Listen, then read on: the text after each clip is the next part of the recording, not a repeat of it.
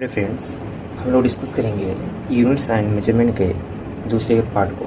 इसके पहले वीडियो में हम लोगों ने मेजरमेंट के कुछ टॉपिक कवर किए थे। इसमें कुछ आगे कुछ टॉपिक बचे हुए थे, उसको हम लोग डिस्कस करेंगे।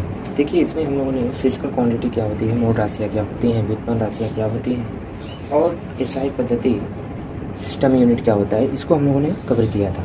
ठीक है, इस वीडियो में हम लोग डिस्कस करेंगे कुछ प्रमुख व्युत्पन्न मात्रक, ठीक है, कि क्या होते हैं। जैसे मान लीजिए व्युत्पन्न राशि क्या होती है, क्षेत्रफल। ठीक है, यदि हम क्षेत्रफल की बात करें तो क्षेत्रफल इक्वल टू क्या होता है, हम लोग जानते हैं। देखिए, क्षेत्रफल का फॉर्मूला क्या होता है, लंबाई गुणे चौड़ाई। ठीक है, तो लंबाई का मात्रक हम लोग जानते हैं मीटर होता है, चौड़ाई का भी क्या होता है, मीटर होता है। तो इसको हम लोग यदि इसका मल्टीप्लाई कर देंगे तो क्या हो जाएगा, मीटर स्क्वायर हो जाएगा। ठीक है, तो इस प्रकार हम कर सकते हैं क्षेत्रफल का मीटर स्क्वायर हो गया। ये हम लोग नेक्स्ट बात करते हैं आयतन की।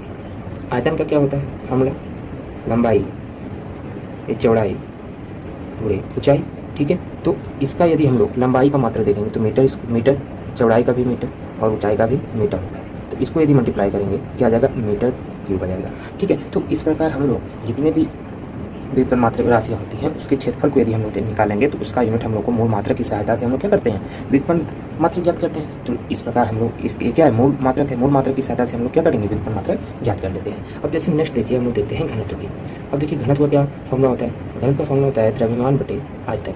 ठीक है, द्रव्यमान अपॉन क्या होता है, आयतन होता है। ठीक है, तो द्रव्यमान का हम लोग जानते हैं क्या होता है, किलोग्राम होता है। ठीक है, किलोग्राम होता है। आयतन का भी हम लोगों ने देखा मीटर क्यूब होता है। ठीक है, तो इस प्रकार हम लोग कर सकते हैं घनत्व का मात्रक क्या हो जाएगा, किलोग्राम अपॉन मीटर क्यूब हो जाएगा। ठीक है, इसी प्रकार यदि हम लोग चाल की देखें तो चाल बराबर होता है दूरी बटा समय, दूरी अपॉन समय। और दूरी को हम लोग जानते हैं मीटर में कन्वर्ट करेंगे, मीटर अपॉन सेकेंड, समय को सेकेंड में। ठीक है, तो देखिए ये चाल हो गया। इस प्रकार हम लोग मूल मात्रक की सहायता से व्युत्पन्न मात्रक हम लोग क्या कर सकते हैं, ज्ञात कर सकते हैं। ठीक है, जितने की हम लोग डिस्कस करेंगे लंबी दूरियों के मात्रक। ठीक है, लंबी दूरियों के मात्रक कौन कौन से हैं, पहला है खगोलीय इकाई। ठीक है, पहला क्या है, खगोलीय इकाई। ठीक है, ठीक है, यानी कि एस्ट्रोनॉमिकल यूनिट। ठीक है, ये क्या होता है, यह पृथ्वी के केंद्र से सूर्य के केंद्र की औसत दूरी होती है। ठीक है, तो इसका जो मान होता है एक यूनिट इक्वल टू 1.496 इंटू 10 की पावर 11 मीटर होता है। ठीक है, एक खगोलीय इकाई equal to 1.496 into 10 power 11 metre होता है। ठीक है, और देखिए दूसरा जो है, दूसरा लंबी दूरी के मात्रक है लाइट ईयर, यानी कि प्रकाश वर्ष। ठीक है, ये बहुत इंपॉर्टेंट है। एक क्वेश्चन कंपटीशन एग्जाम में आप लोग को देखने को मिलेगा और मिलता भी रहा है। यदि आप लोग प्रीवियस ईयर क्वेश्चन को देखेंगे तो उसमें पूछा जाता है कि एक प्रकाश वर्ष क्या होता है, या घुमाकर आप लोग को क्वेश्चन पूछ किया जाता है। जैसे देखिए, प्रकाश वर्ष किसे कहते हैं, यह वर्ष में प्रकाश द्वारा निर्वात में तय की गई दूरी है। ठीक है, तो एक लाइट ईयर यानी कि एक light year equal to 9.46 into 10 power 15 metre होता है।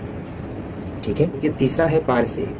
ठीक है, पारसेक, ये पारसेक को हम लोग दूरी का सबसे बड़ा मात्रक भी कहा जाता है। एक बराबर होता है, एक पारसेक बराबर होता है 3.1 इंटू 10 की पावर 16 मीटर। ठीक है, और यदि आप लोग को ऑप्शन में अगर मीटर में न देकर के प्रकाश वर्ष में दिया गया हो तो आप लोग कह सकते हैं एक पारसेक इक्वल टू 3.26 प्रकाश वर्ष भी होता है, प्रकाश वर्ष भी होता है। यदि प्रकाश वर्ष में इसे कन्वर्ट किया जाएगा तो 3.26 प्रकाश वर्ष यानी कि लाइट ईयर आएगा। ठीक है, तो और देखिए इसे हम लोग कह सकते हैं पारसेक जो है दूरी का सबसे बड़ा मात्रक है। ठीक है, सबसे बड़ा मात्रक है। ठीक है, तो 10 के विभिन्न घातों के प्रतीक क्या हो। ऐसे ही वीडियो आपको पाने के लिए हमारे चैनल को लाइक, शेयर, कमेंट, सब्सक्राइब करना न भूलें।